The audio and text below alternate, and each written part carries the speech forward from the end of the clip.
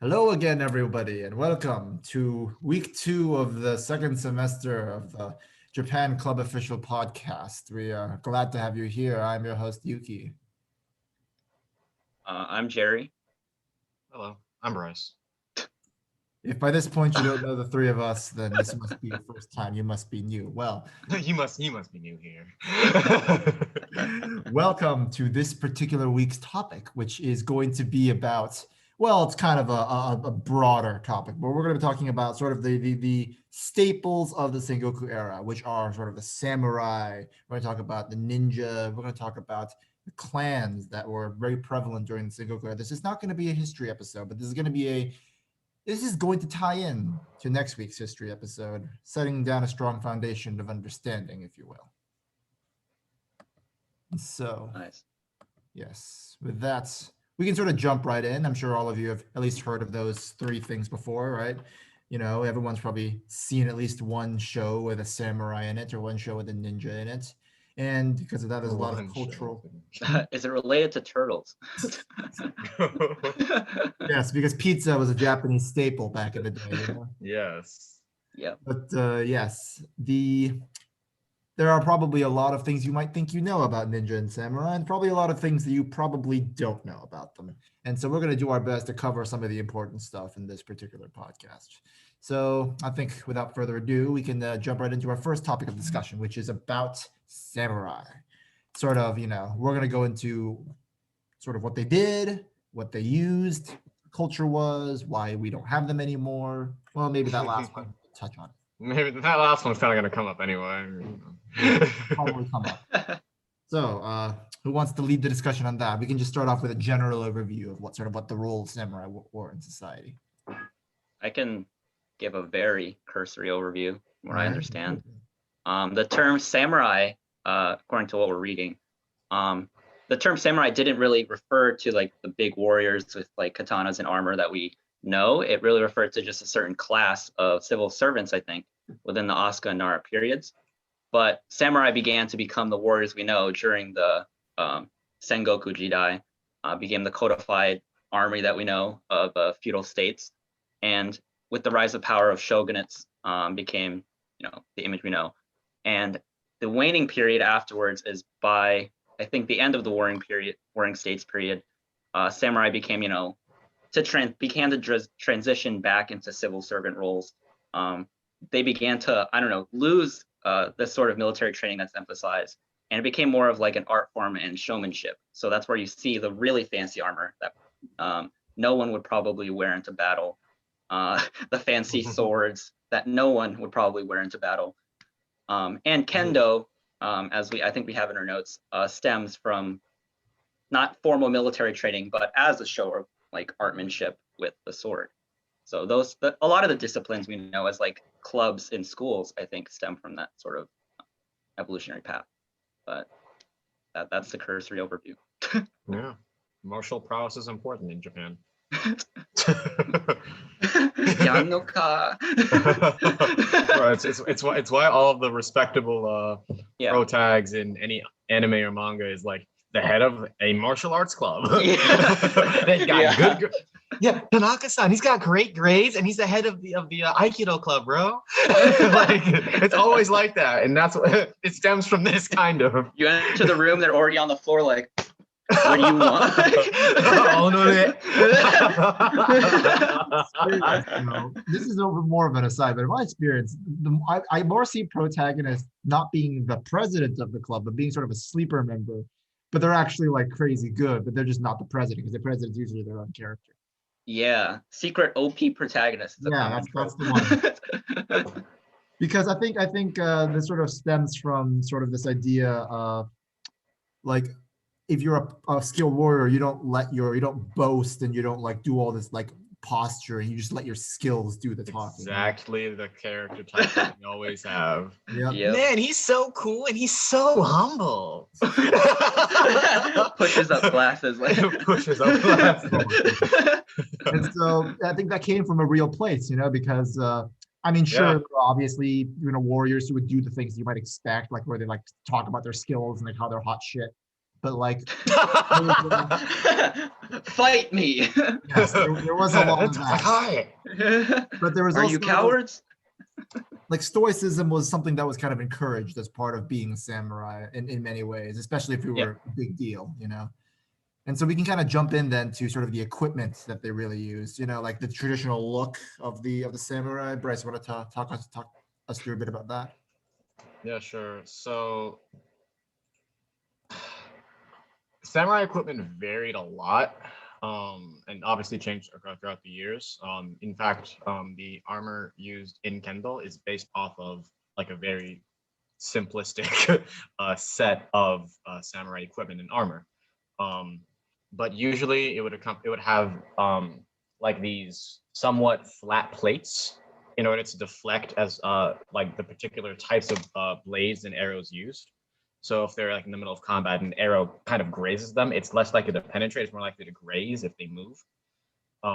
Its primary use is for like actual close combat, since that's most engagements that you would be running into.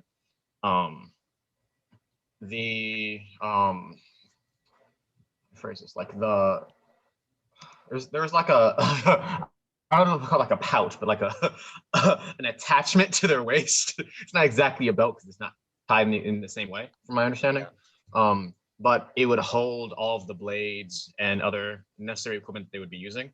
So like that stereotypical image of a samurai with like 13 blades isn't necessarily that far off. Okay. They actually would have like 2 to 3-ish blades on them as a backup in case their primary blade was katana. Yes, that's true.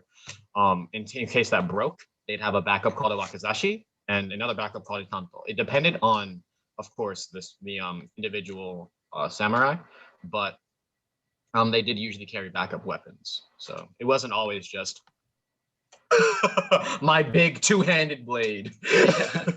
Another thing about my big two-handed blade, I feel like this is a common misconception that katanas are like can be one-handed. They can be used in one hand, but it was more common for it to be a slightly longer katana, because katana has like a degree of variance in the average length. To have like a slightly like little bit longer so that you can have more striking distance and striking power, and you would just two-hand it.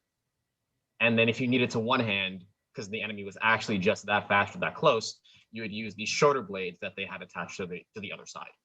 Yes. Yeah, I think the katana is a two-handed blade, but it is noticeably shorter than the tachi and the odachi that were used beforehand. Mm-hmm. It has a shortened blade, but yeah, it's massive. Yeah, those are like Zweihanders. Yeah, it's the odachi and the tachi were the predecessors of the katana, and basically like their blades were too long and they were too difficult to manufacture, really, probably at the scale that the Sengoku Jidai like required with the bigger scale battles. So the katana, the shortened blade makes it easier to do the whole differential harding technique with the curving the blade and everything. With the larger blade, it gets even harder, and you probably risk like breaking the blade or ruining it in the process. So that's like part of the transition. Yeah. And for sake of perfect accuracy, as people have probably already figured, it's a single-edged blade. Like all of the blades that we're talking about are single-edged.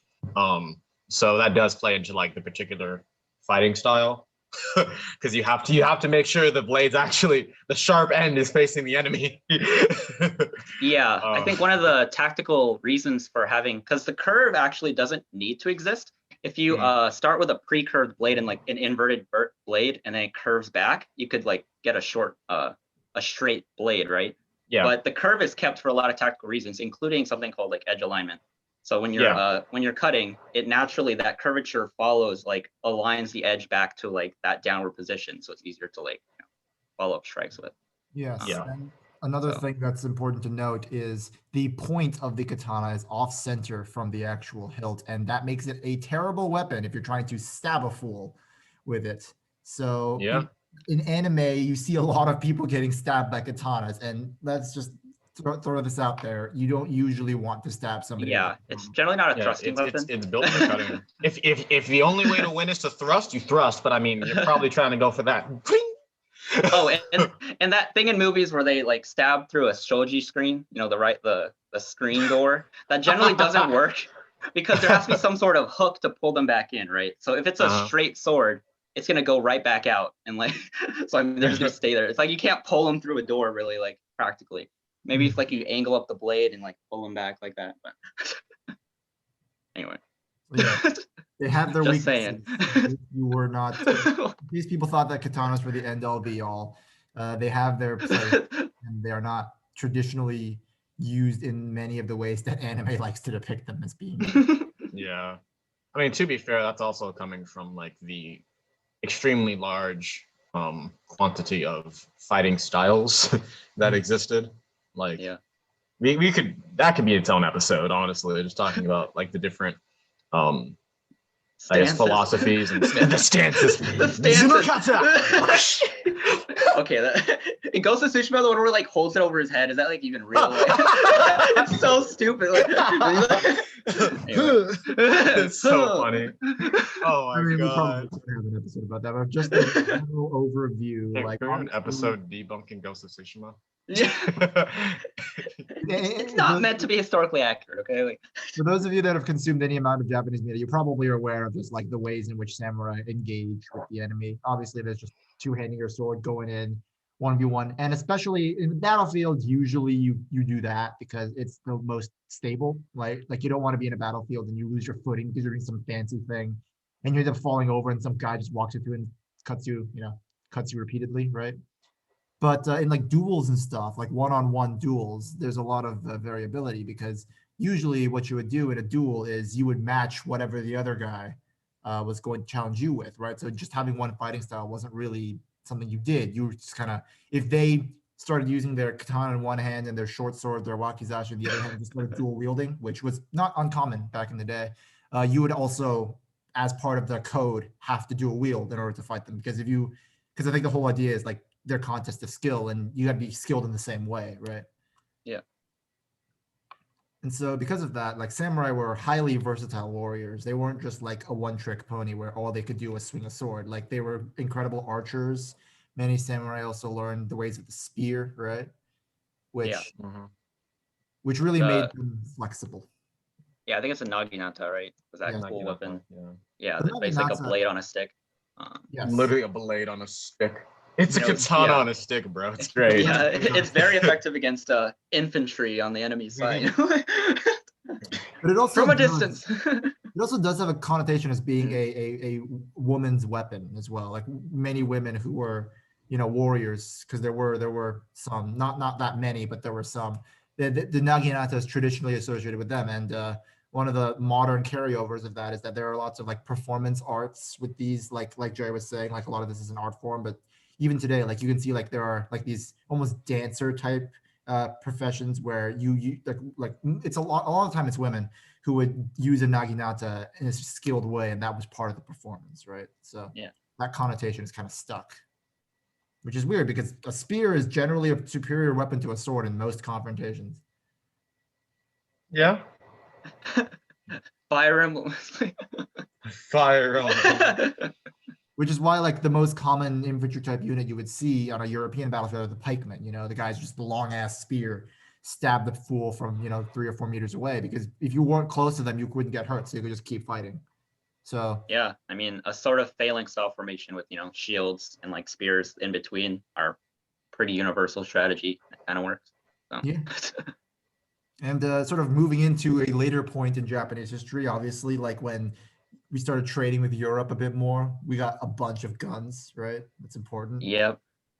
And I think common misconception is like there were like those guns were seen as like dishonorable, but I think samurai who were like in daimyo who are rich enough to get guns definitely got guns, and they might have seen like, oh, this is totally different. They were taken aback by it at first, but there was a pretty wide, like fast and wide adoption of guns for those who could have it. So I don't see that many problems like now with guns. Like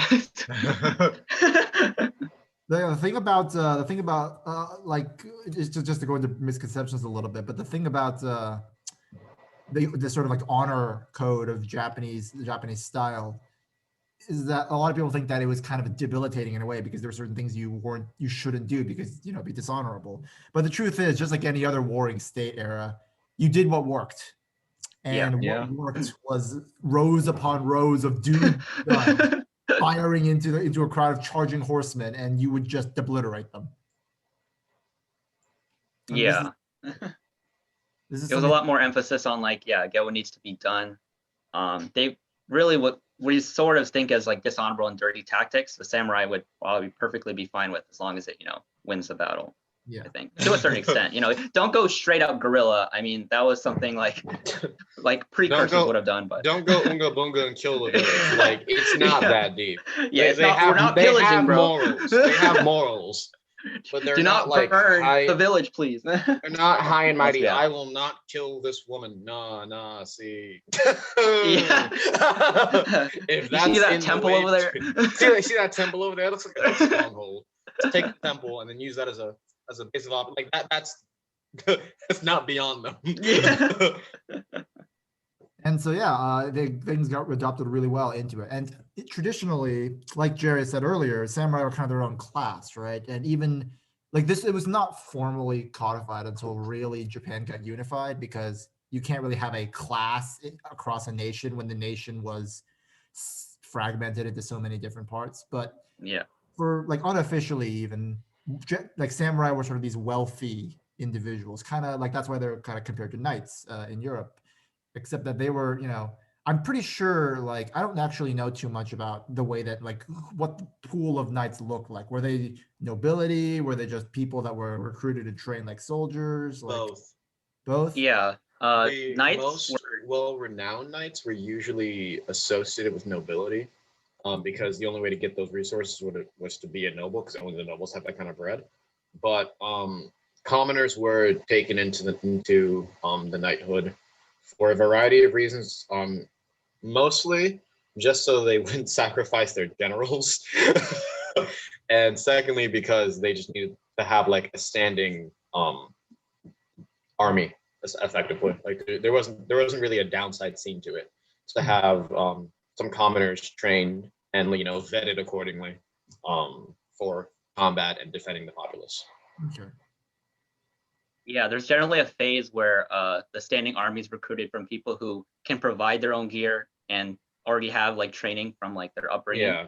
And so that's usually restricted to the nobility and aristocrats. But usually as standards relax and more men are needed, like I think parallels are both seen in medieval Europe and Japan, the commoners are drawn into the army, and we have to get on this like statewide recruitment, basically.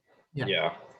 And there's many parallels to the warfare, because I think that in terms of how to kill other people, both nations kind of figured it out, right? Like if they have a lot of formal training because they were, noble, because they were at some measure of wealth, then they become like those upper tier knights. They become highly trained warriors. They become samurai. But then, of course, they recruited peasants and stuff when they needed to. And sometimes they were trained, but a lot of the times they were just given a spear and told, here's how you stab somebody from far away. Right, because that didn't take a whole lot of training, right? Yeah. And so I think they're called ashigara, the foot soldiers. Oh, ashigara. I haven't heard that. Yeah. In a while. Yeah. They were just relatively trained, like somewhat trained peasant warriors usually, and their whole shtick was. Whole shtick was actually just a shtick. Yes, numbers and spears. That's really what you wanted, and so there was a mix of both, right? And there were archers and later gunmen. It doesn't take much to teach someone how to kill. It takes a lot to teach someone how to kill effectively and lead other people to do the same. Yeah. So I think that's like a good way to put it. Like there were levels to it. That's right. And of course, like this is just a final note, I suppose, but they were also really skilled archers. Like I don't think most knights really focused on much more than being dressed up in plate, either running out of. There were definitely some knights who were archers. There's like bowmen in medieval armies. Yeah, bowmen were very important. You had to, if you didn't have bowmen, you weren't exactly screwed, but you definitely lost an advantage, because if you're defending, you can just rain arrows for free. Well, no, and if the enemy doesn't have any armor to defend against that. I didn't mean that they didn't have bowmen. I just meant like the upper tier knights probably weren't also the bowmen. I don't know. What you're saying. Could just be a mixed bag, to be honest. Yeah. Like, there are probably some really good bowmen who are just like mounted archers, like on the knight side too. But no, I meant they would have necessarily. the bowmen would be trained sort of like as bowmen, right? Like, What I just mean is that like in your samurai, you're trained in basically most forms of warfare. So even if you were samurai, you were also good at shooting a bow, even if that wasn't your primary role. You weren't, even if you weren't a bowman, you would still know how to shoot a bow, like really, really, really well. Maybe I see what you're saying. Like the like degree who of are on the- specialization. Yeah, degree of specialization is different. I mean, I would Maybe. still say since archery requires a lot more training and practice than can I point this stick at somebody's chest properly? Tomoe! Tomoe! I would think that the bowman would, on average, this is not historically based at all, so do not take us at our word, people, when we say this. I would think that the bowman in Europe would probably be a little bit more like diverse than you're giving them credit for, just because they already have to be trained more intensely in order to accurately hit shots from a distance and like properly use the bows and ranged weaponry of the times. Dude, archery's hard. Bro, you ever launch a compound bow? Longbow, like 50 pounds. Ah! Actually, the muscle strength required for that. Dang, thing. bro. Yeah, bro, that's somebody's entire chest cavity. Yeah, Which like is those why- arrows hit, bro. Like you why think, oh, this dingy plate armor can protect me. Like, bro, it takes like your arm off or something like that. Like, holy crap. Takes your right arm off and dislocates your left shoulder. Like, yeah, like hello? the ripples, like, humon, like.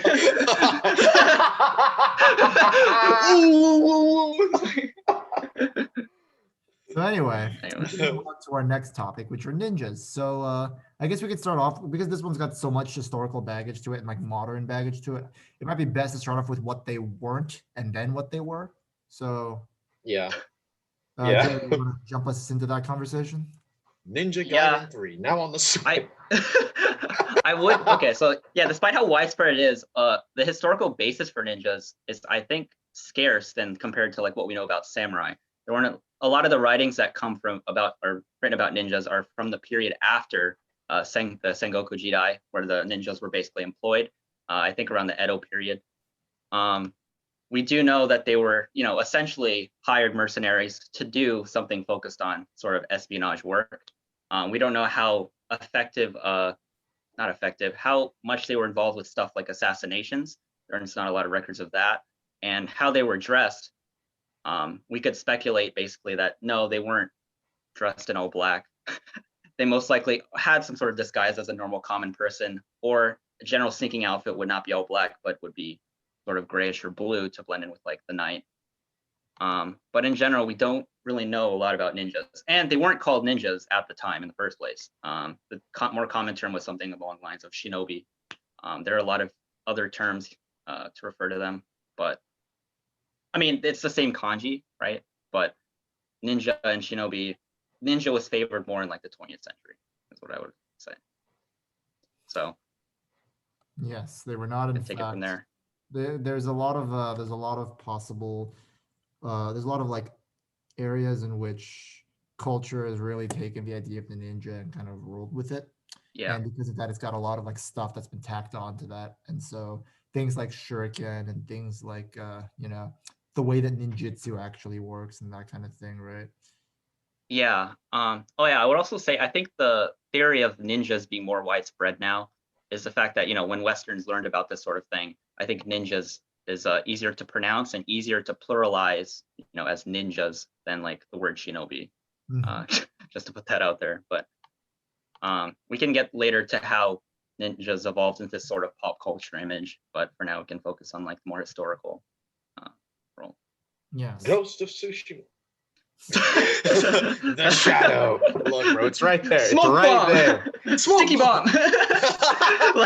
like bro, firecracker. The way of the ninja is not the way of the samurai.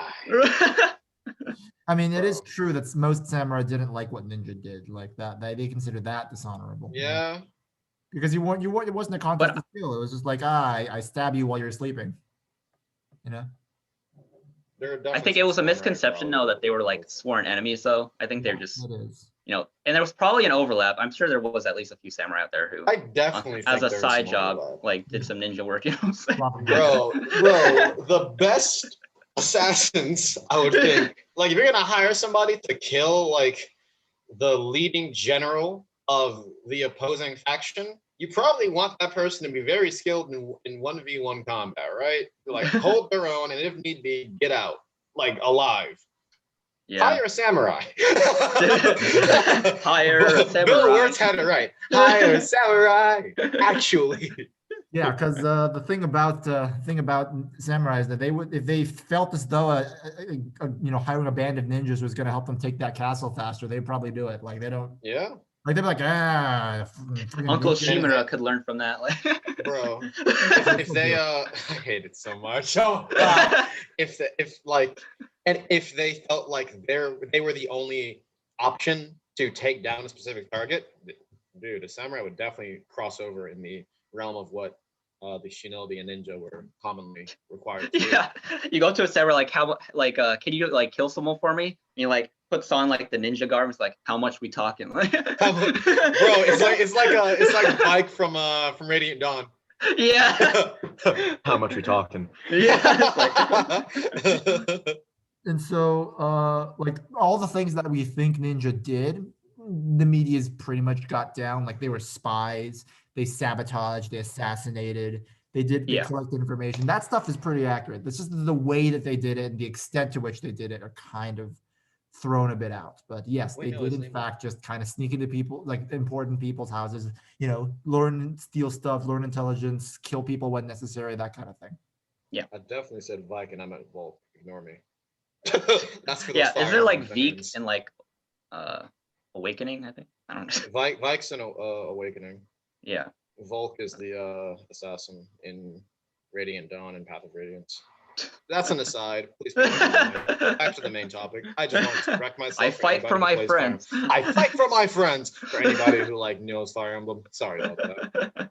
Anyway, as we were saying. So yes, Sure.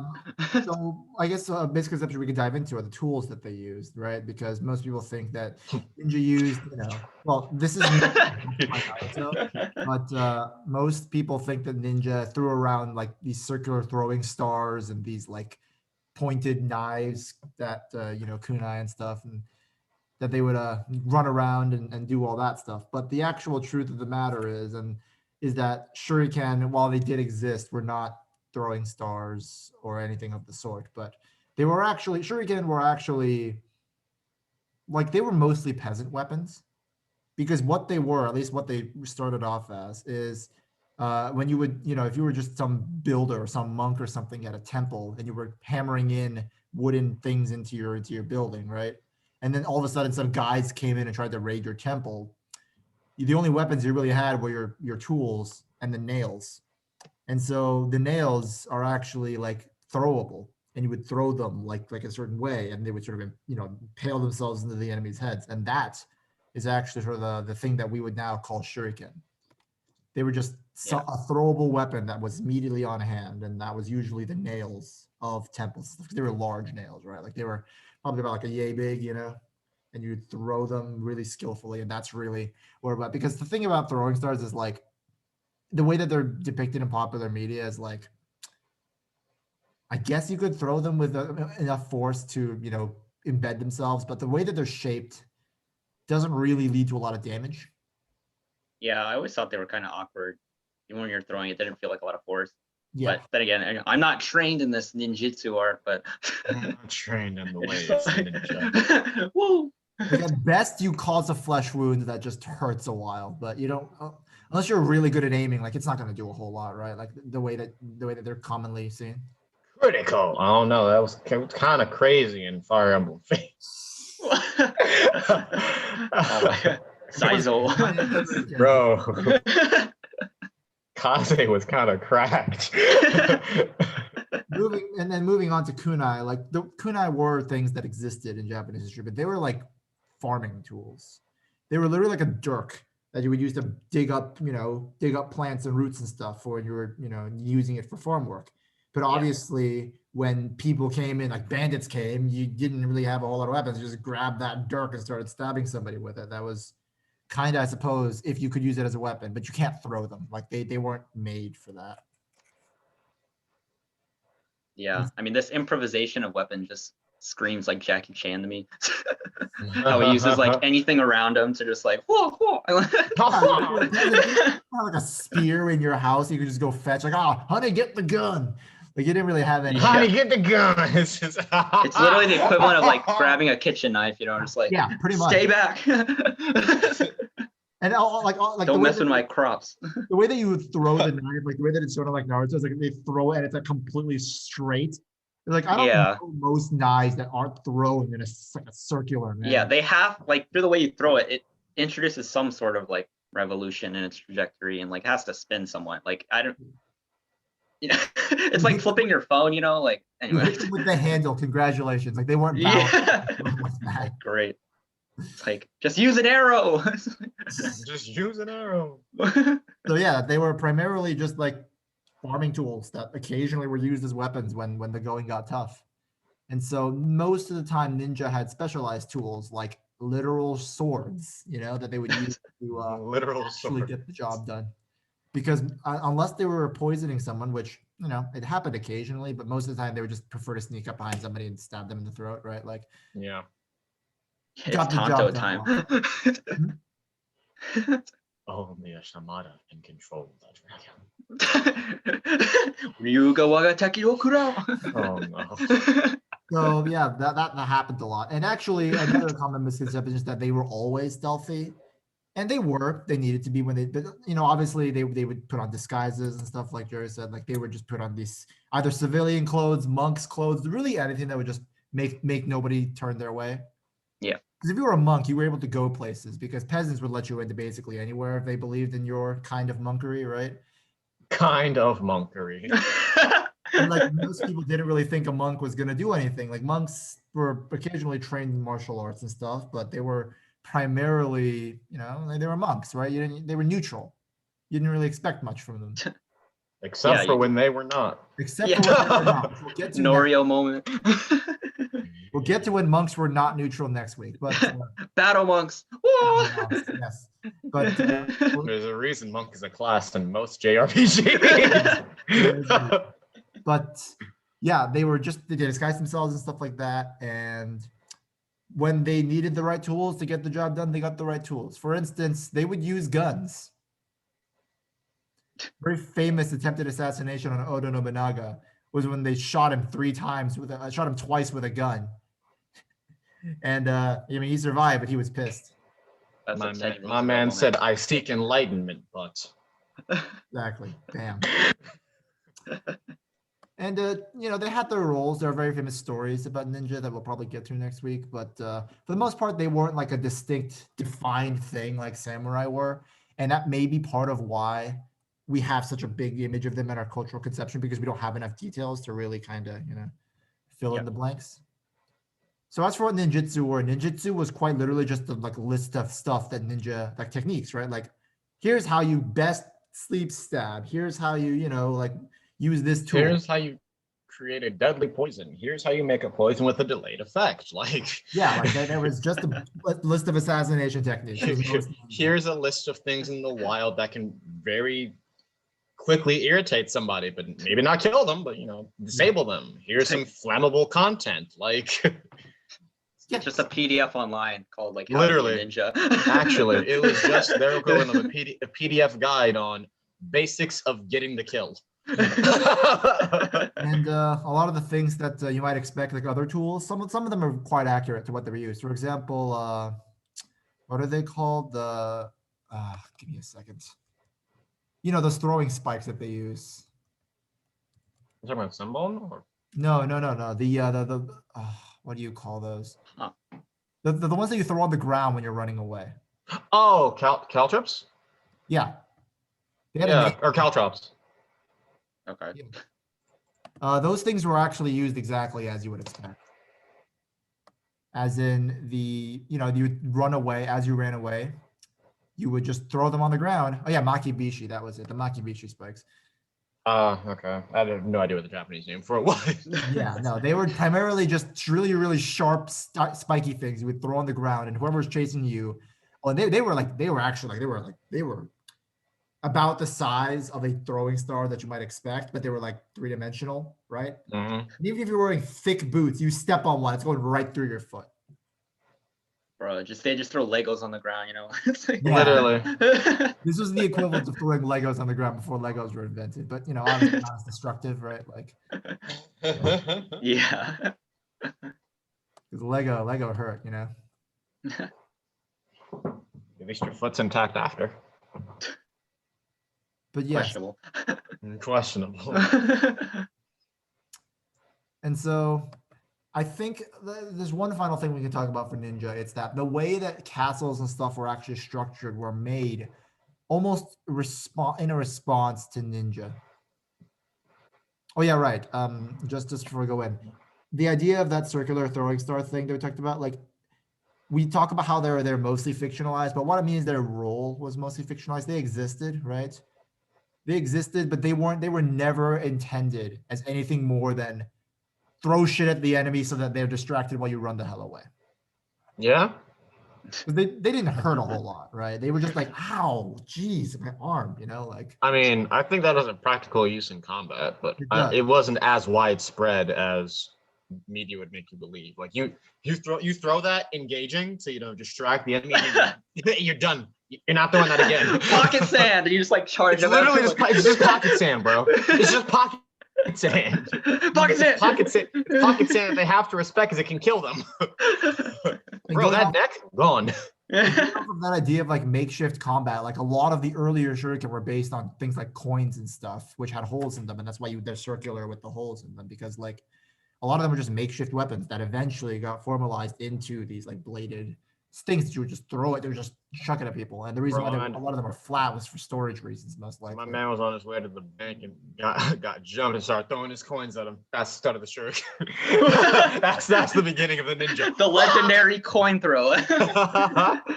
Bro, somebody saw him do this and said, I can make a weapon off that. Yeah, there's like some angry customer, and then the guy behind him's like, huh. Like,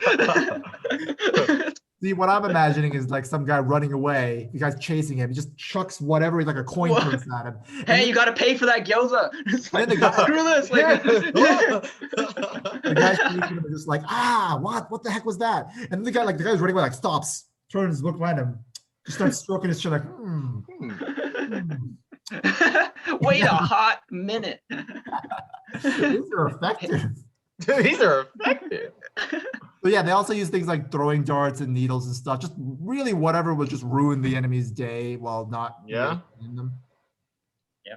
Enough minor inconveniences can very easily lead to you stabbing them in the chest. If you were caught in an open area, usually that was the end of the assassination attempt, right? Like unless you were already succeeded, in which case you're just running. You don't care if you kill anybody else. Yeah. So Gotta get paid. You're getting paid either way. Either way, that's right. And so so as I was saying, like the way that castles were built were actually made to compensate for the fact that every now and then someone's going to hire a fool to stab you, sneak into your home and stab you. So that's why, like, for instance, tatami mats and stuff, you could just pull them up because a lot of the time they were used as defensive weapons in case some guy, you were, in your bed chamber or whatever, and some guy ran up to you, grabbed like a knife or something and started charging you to have something to defend yourself with. And so there's like weapons and stuff. Like a lot of the time they're like weapon stores hidden all over castles, right? Yeah. Like in the bathrooms and stuff, there'd be like a knife underneath, the equivalent of under that toilet lid thing. And in case somebody attacked you, would have a weapon, you could just immediately pull out and start fighting back, right? Which means that you don't usually put children in castles because there's so much risk to just picking up a small knife that they just found under the floorboards one day. That's why everybody has their summary state. And so, that's just something to consider, is that like a lot of castles were just, it's kind of like the way that medieval castles were built for siege warfare, right? Like, that whole idea of like the stairs in a medieval castle, like there's always that one stair that's just a little bit shorter or taller or wider. And everyone who's in the castle knows that, but the invaders don't. So that when they're being chased up a tower or something, the invaders trip over themselves on that one stair. Then everyone else is able to get across it because they know it's there. Yeah. Right? Like, there's a bunch of like little things in a castle. And I think a notable example is the reason why spiral staircases usually follow that, I think, clockwise pattern is so the person on top getting shit, like the person with the advantage has his sword hand free to like slash at the enemy, but the enemy on the bottom kind of has a more hindered right hand, basically. yes. So when, like during that combat, you're just like the knight's just like hiya, you know. Hiya! and that's why nobody liked lefties, because they made everything complicated. Yeah, yeah. You think like I have the advantage and the high ground. Oh, you don't. I'm actually I'm not the advantage. You know. It's like, oh no. And yeah, also there's like in castles you see like these little square, like almost window-like things like lined across the walls. That was for like people with arrows to fire down upon the enemy, but there were also like hidden ones, right? There were ones where there was like a lid and you could pop it open and there'd be like a secret sniper. Yeah. I was gonna say, I think I watched a video of examining the castle design in Sekiro, and I think it's applauded as being like really accurate to like actual like Japanese castles. And so I think one of the principles is like the stones are very tightly packed together, so there's like not really any creeks to like allow someone to really climb over. And they're like they're sloped obviously to like discourage that as well, that type of thing. But yeah. Takeda moment. Sekiro's got some cool aesthetics, man. It's so Japan, but it's so well done. That's an aside. So anyway. Yeah, no, I believe that. Like there's a bunch of like hidden doors and like secret entrances in Sekiro that pretty accurate, you know? Maybe a little bit exaggerated, but pretty accurate. They had magic in that universe, so you know, that's fair. Supernatural. Yes. And this is actually a good transition into sort of the actual feudal structure of Japan. This is going to be very important next week where we start talking about all the clans and all the ways in which they interacted. And there's a lot of subtlety and there's a lot of details in there that we probably want to cover before we start talking about that. Because otherwise, yeah, you guys listening will have no idea what we're talking about. More so than usual. Yes. Well, more so than usual. Yeah, fair enough. So we can start talking, I guess, about the most basic, I think, of this, and that's clans, right? Like in the feudal era, Japan was split up into probably dozens of clans, but they were the most important. More than that, probably. Like yeah, like there's like a fractal. Like the more you go down, the more it gets, right? Like, but there were probably only about like 20 or so really important clans. But then there were like a bunch of minor clans and stuff that you don't really remember because they weren't mentioned in history books. But the idea was that each clan, I mean, you know, they obviously were formed from people who are related to each other, right? Like there's a family, right? But clans were often broken up into parts, even within clans. And that's just because of factionalization and because of like people garnering influence and all that stuff. Like for instance, a lot of clans weren't monolithic. And so a famous example that people may or may not have heard of are the Kenshin Clan, the Uazuga Clan, sorry, Kenshin was the name of one of the members, Uazuga Clan, who are sort of really famous warrior clan in the Sengoku era. And they're relevant next week somewhat, but for the most part, they didn't have a whole lot of impact on the outcome of the war, other than they gave Oda Nobunaga a hard time. But one of the things that you might not know about the Uazuga Clan is that there were actually three parts of the Uazuga Clan. They were split off into three kind of major factions, and they weren't unified all that much until later in the war when circumstances forced them to unify because of war with other clans. And that really was kind of the thing that held true for a lot of the clans, that like there was a leader, but then there was also other individuals who were vying for leadership, and maybe they had their own supporters who would be willing to form alliances with other clans and break off and that kind of thing, right? Like it happened all the time. And so really each clan was headed by a warlord called a daimyo. And that's really something that, we've talked about daimyo before, but like really during the Sengoku era is when they became sort of really like people who would really become the individual daimyo became really prominent because they were very skilled generals and they're very skilled leaders and warlords and that kind of thing.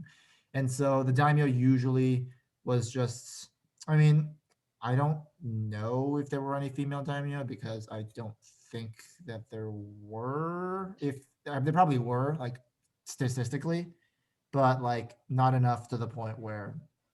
Wait, you're saying fate is lying to us? I thought they were all women. Bro.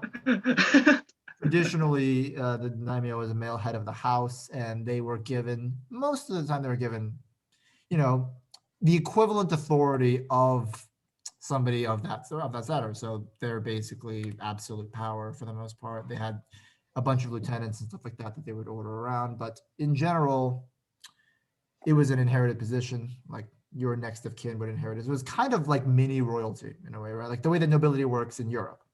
They were functionally nobles, and just like during some eras of European history, they had kind of private armies that would just be comprised of their own clansmen, as well as clans that they subjugated or formed alliances with. That was an important thing, is that clans, when they dominated another clan, usually what would happen is that they become subservient. They become like not really a puppet state, but like they become a vassal state. That was a common thing. And there's a lot of negotiation that usually occurred, wherein sometimes a smaller clan might be like, oh shit, that clan over there is looking at us funny and they want to take our land. We're going to go ally with this other large clan that we know they hate so that they'll protect us. So, what you might expect from something like European warfare with city-states protecting themselves from other larger powers by allying with other larger powers, right? Yep.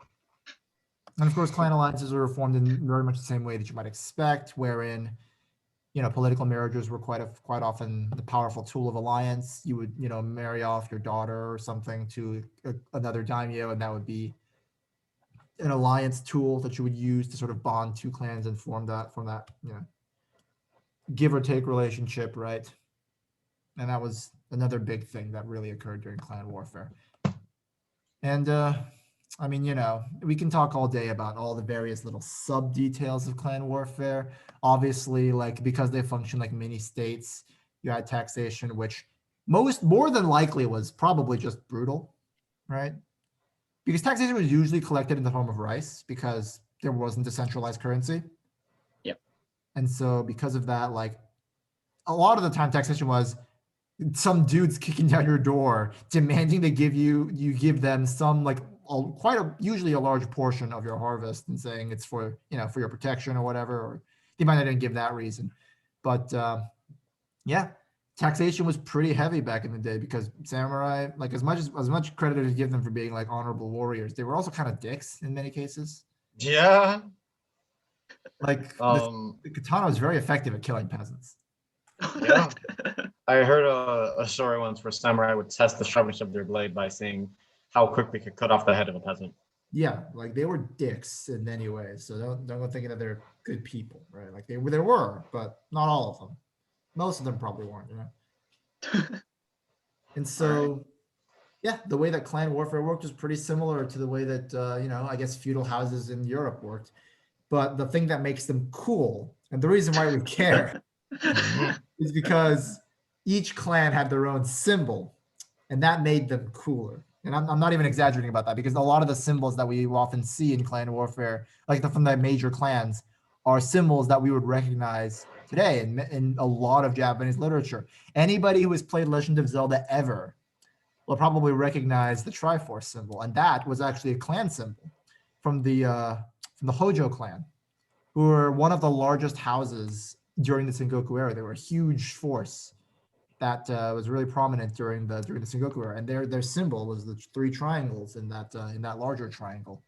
And I think a lot of, and obviously we still use that symbology for the Oda clan, which is a circle with a flower symbol inside of it, right? We use that all the time. Use that all the time, and That's so everywhere. To put it one way, unlike many feudal houses in Europe, which to be fair, I don't even know a single one. Japanese clans were really good at branding themselves. Yeah. Because like graphic design.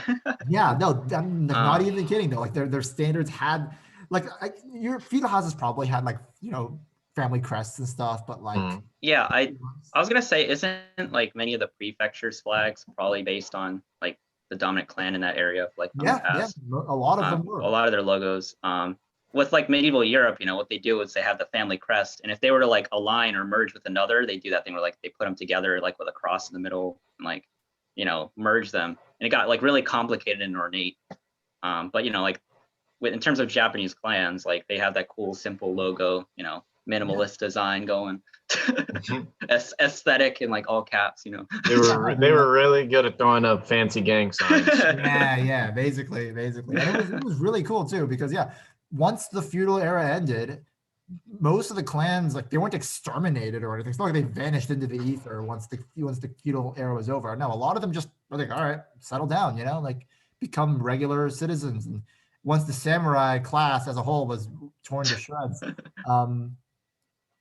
like the symbol stayed. So like local, wherever they happened to be when the war ended, that's just where they kind of settled down. And so the symbols just kind of stuck, you know?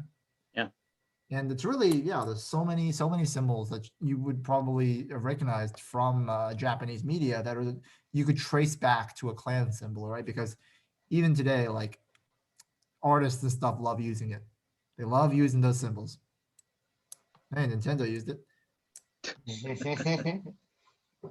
And so that, I think, let's see, moving on, I guess, to the next topic, which would be, it's still part of the feudal system, but we got to talk about the shogun and the emperor and stuff, right? We've talked about these previously sometime in the previous videos, especially in history videos. But really, the reason why it matters is because, unlike with the emperor, which was a inherited family line position where you had to have royal blood, you know, you had to be an heir, had to have some claim. Being the shogun was like being the biggest gang leader. Actually, you were the strongest military influence, at least in the area, at the very Big least. daimyo energy. Yes, big daimyo energy, bro. Because being a shogun, all that you needed was bigger army diplomacy, right? You just needed to have the most guys in the area where you could become the shogun. And that usually meant controlling the emperor, because the shogun and the emperor are sort of like, it's kind of like the queen and the prime minister, I guess you could say, right? Like, there's some parallels there where, like, you the symbolic head, if you control the symbolic head, that gives you more of a claim to be the shogun. Because I think how it works is that the emperor appoints the shogun. Yes, the emperor would appoint the shogun and then leave the rest of the work to the shogun, which would effectively mean he'd get one appointment and then he wouldn't really do anything for the rest until something severe happened to the shogun. When the emperor transitioned to being just a figurehead, like, the shogun basically became a military dictator in practice, basically. Yeah. And that meant that the entirety of the Sengoku era was focused around controlling the capital, which at the time was Kyoto. They were puppets. With no one controlling them. One clan got the idea of trampling a smaller clan to get to the capital. Yeah, we'll talk about that. We're going to talk about the famous events that led to the end of the Civil War. For now, we're just kind of setting down the structure, because everything that happens next week happens as a result of attempting to balance out the fact that most clans wanted to go for Kyoto, claim the emperor, claim the shogun, and become the leaders of Japan, and then sort of like, unify the nation under their banner. That was kind of the primary goal for big clans. Yeah. For long to unify the nation, they were extremely divisive. It was kind of entertaining to read about in my history books when I was a child. No, they screwed themselves over so much because they didn't work together to it's so good. So good. Next week's gonna be so much fun. But I think a misconception that you might have heard about sort of the feudal era, obviously, is that, like, it was just like a bunch of samurai running around, in groups, really kind of just on open fields with those big banners and those, like, that windy grassy field, right? Like the Samurai Warriors 5 now on the swing.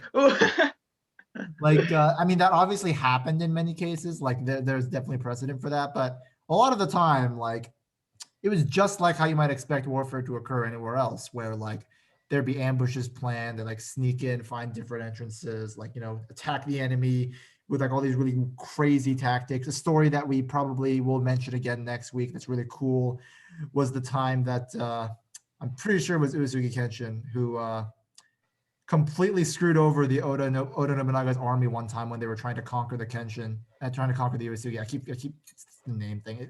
Conquer the Uesugi, where Uazuga Kenshin literally, he was the clan head of the Uazuga clan, and he's the most famous member of the clan, which is why I keep screwing up the name, because when you associate with the Uazuga clan, you always have to mention Uazuga Kenshin, who was known as the God of War because he was just that badass. Boy. He was Boy. from all of Japan. And because of that, when the Oda clan tried to take down the Uazuga clan, instead of fighting them in strict warfare, he literally just opened up a floodgate and flooded their entire army. Oh, that was him. Which was I didn't know that was him. That's funny. Redstone engineering. Actually.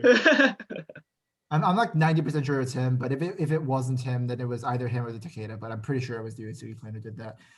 And it was like there wasn't just pitched battles, like always fighting. It was always just like whatever worked, whatever worked. There are famous stories of like really guns work. unorthodox. Yeah, the three-line formation is a term that will get thrown around next week. That'll be very important when it comes to talking about guns in the feudal era. But I think another, like there's all these unorthodox tactics that we're just gonna signpost here because we can't really talk about them too much. But like for instance, the idea of like building a castle in a single day right next to the enemy castle, so that they have a base of operations that wouldn't get hailed by arrows. That's a very legendary story with Toyotomi Hideyoshi being the one responsible for that. It's really cool stories and stuff. There's all these little stories that really take place in the Sengoku era. And I think part of why it's so prominent in Japanese media today is because it is just that point in history where everything it was the most controlled chaos ever. Because for as much nonsense as occurred during the era, you could always tell why someone was doing something. And I think that you don't really get that in later eras. You can always tell this was a move made to get to Kyoto. This was a move made to screw over the guys that were in Kyoto. Like it's very clear why these events happened. There's a larger narrative that really unfolds. And I think if it weren't for the way that it ended, we wouldn't care as much about the Sengoku era with regards to like, the way that it's been dominant in every piece of Japanese media to this day, right? Because the narrative is really what sells it. The plot. Yeah, it is literally the plot because you trace the journey almost of the Oda clan as it conquers its way to Kyoto, and that's exactly what we're going to do next week. Because of just how easy it is to follow. It's like you can sort of you can place yourself in that in those shoes. And it's a very clearly defined beginning, middle, and end. And because of that, it's so easy to retell and reuse those assets in modern media. And I think that's why it sticks so much. It sticks more than like technically larger events in Japanese history, right? Like as in the event that we'll probably get to in some future podcast, which is World War II. Obviously, that had a huge cultural impact, but you don't see people rehashing stories of World War II that often. My war! I thought that was more World War One though. Like, Attack on Titan is more of like World War One. I know we're lumping it together, but trench warfare. Come on, Bryce. All right. So, look, bro. I can't say anything without spoiling. Okay. But yeah, no, it's still probably the most famous era in Japanese history ever. And that's including like the mythology. Like, people can probably know more about the Sengoku or Japan than they would about the mythology based purely on cultural, osmosis alone. But because of that, like we have to do our jobs and talk about it in the not just about it, but like why it's so prominent and sort of what makes it so prominent. That's really why we have this episode today, is because we don't want to spend too much detail next week talking about all the nitty gritty stuff like, oh, well, obviously samurai were like this and obviously like that, because we want to sort of jump right into the narrative, which is why sort of this foundation here is sort of being set up right now, because a lot of things would be very confusing without this episode, to be honest. Yes. And so just remember, when in doubt, do what works. Hire a samurai. How you protect your shit. I was talking more from the perspective of being a samurai than it was from hiring a samurai. So what did you want me to do? Because like if you are a samurai, you don't need to hire a samurai. You are the samurai. Actually. Because everything that happens after this happens because of the Sengoku era. And you can say that about any point in history, but like it's more true here. Like the Shinsengumi, the Satsuma Rebellion, the Meiji Restoration, literally World War II. Everything is because of the samurai. Amatsuka, Shiro! Shiro! Nara Rebellion is another big one. The Nara Rebellion, yes. And so much of it hinges upon the cultural stuff that we'll get to next week.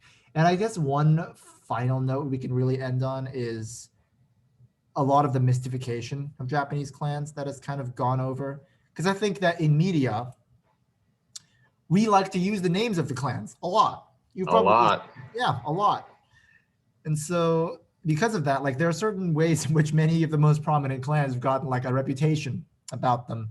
And you can see that in like Japanese media, you can see that in like games and stuff. It's everywhere, right?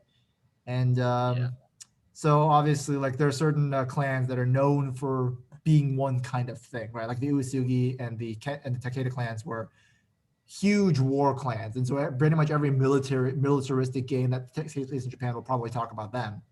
And so they've got that reputation of being like these warrior badasses. The Takeda clan, for instance, was famous for its cavalry. They were the ones that really made a cavalry charge popular in Japan. Very effective for a time. And so you'll have that. The Iga clan and the Koga clans are huge. Yes, the ninja. Because they are the first ones to have villages specifically centered around training ninja. And you all know where that led to, right? Ninja hidden villages, you know? Like, hey, quick question. Just for the audience to like really drive this point home. How many ninja-based characters have the name Koga? Yeah. Just think about that for a second, or a variation of that name, or then like a name like Iga. Just think about it for a second in media. That's all. Breath of the Wild moment. Bro, the Sheikah and the Yiga. the Yeet clan. Bro. Anyway. So yeah, even to this day, the Iga clan are known as the Ninja Clan, and even if like not every member of their clan did the whole ninja thing, because obviously they had samurai, right? But like everyone just knows them as the Ninja Clan, and so because of that, like it's insane how much we've really gotten those branded identities from the feudal era. And a lot of what we think of today as the touchstones of Japanese culture, the ninja, the samurai, even in some ways, just like, you know, the whole structure of like honor and Bushido and stuff, like that stuff is really solidified because of this era. And that's not an exaggeration to say. Yeah. So, and some things in media about these things are like based in historical fact. Like samurai actually did, if they so believed necessary, you know, committed seppuku. Like that was a thing. It's not as like universalized and common as media would lead you to believe, but it is based in something that did occur. Like there's a large degree of variation with a lot of the things that media portrays as set in stone, and that's certainly one of them. Or not, like we said earlier, the morality and honor of these warriors varied drastically. You had some people who would not think of spilling blood on the temple grounds, and some who would not hesitate to do so. So it all depended. Yeah, just like Eddie people. Yeah. We didn't really talk about seppuku all that much, but just as a brief aside, just before we talk about this, because I feel like it's something we should probably. Yeah, it's a popular enough thing. So that's why I brought it up. Yeah, no, it's good to mention because I completely forgot about it. But the reason, like the seppuku, the reason why it's become so popular is obviously like in Japan, there's this whole idea of like, you know, like we said, honor and dishonor and stuff like that. And that doesn't necessarily have to come from, like, it doesn't have to come from your actions. It can come from the actions of someone really close to you. Maybe your brother committed a huge massacre in a village for no reason, like burned down a really important religious thing. That was also on you, because you were highly related to this person. And in some cases, even if you didn't feel yourself the need to commit seppuku, like you might be quote unquote encouraged to do so. Yeah. It happened a lot. And so the traditional way that you would do it was you would cut open your abdomen area and your guts would fall out. That wouldn't kill you immediately. And so usually you had a backup fellow. So you'd hold the sword by the blade with a cloth, and you would use that to cut open yourself. And that's the most culturally accepted version of how this worked. Obviously, people did it differently in some places, and then it would hurt like all hell. You'd be alive for minutes afterwards, actually. because that's not how you die quickly. And so you almost always had a backup. And the backup would cut your head off. Yes, you'd stand Yeah, behind. That's a sure way to kill you. Yes. So. And so really, if you didn't have a backup and you committed seppuku, you were committing yourself to minutes of agony before you died. Mm-hmm. And so, that's just one of those things that people talk about. It's like seppuku without a backup. It's like, in some ways, sometimes people inflicted that on each other, like as a way to like cause more suffering. Yep. And so, yeah, I think we forgot to mention it, but that's just mention is that like it was not uncommon, but it wasn't like everywhere. Yeah. The way that you might expect, right? Like if you lost a major battle and you knew your superior was going to execute you anyway, you would commit seppuku. Or if you knew you were going to be taken prisoner and you couldn't handle that humiliation because you valued your honor more than your life, you would commit seppuku, right? Like we see that all everywhere.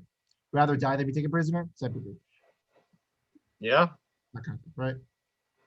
That's just how you would use it. It's like a panic button in many ways. You use it that way as well. Yeah, and just for the record, it doesn't really happen anymore. So people. No, nowadays Japan's preferred method of execution is hanging. Yeah, as the samurai were phased out basically after the Meiji Restoration, a lot of these olden, samurai ways were pretty much thought of as things of the past. I mean, there were cases of, I think, like a modern general in Japan committed seppuku, like relatively in the modern era. Yeah. But that was just kind of like, what are you doing? like what are you doing? That type of thing. But yeah, to be fair though, it's a really like even if it's very barbaric in many ways, that's how they're going to talk about how you went out. So that's a. Yeah, I mean, don't do that. Those of you listening, yeah. Yeah, as Japan gained this sort of like Western influence and tried to Westernize and become like modern, they had that attitude where they tried to sort of distance themselves away from these sort of like brutal methods, basically. Yeah. And bringing up that past, they glorify the Sengoku era as like the golden age of samurai, and like sometimes there's like groups of people who still look back at that as like the Japan to return to, as like that sort of view, as make Japan like great again. But it is what it is, right? Yeah, it's why you don't have pistol duels in the Western. Yeah. I mean, not anymore. Yeah, at least not official ones. As we know, like not those draw. McCree. Anyway, it looks like this is high noon that we got to talk about. So thank you all for listening to our very very special episode on the prelude to perhaps the most notable era in Japanese history, at least in Japan. I get that. Before things get exceedingly convoluted and political. Yes. Yeah. It just gets complicated after this. At least right now, it's still like, ooh, flashy fun, and then it gets messy. Yeah. It's really messy after. War! Bro, you think the Sengoku era is messy? Just wait till we get to Meiji. Just wait till we get to Meiji. God. So yeah, Meiji is incredible. Thank you for watching, everybody. We'll see you guys next.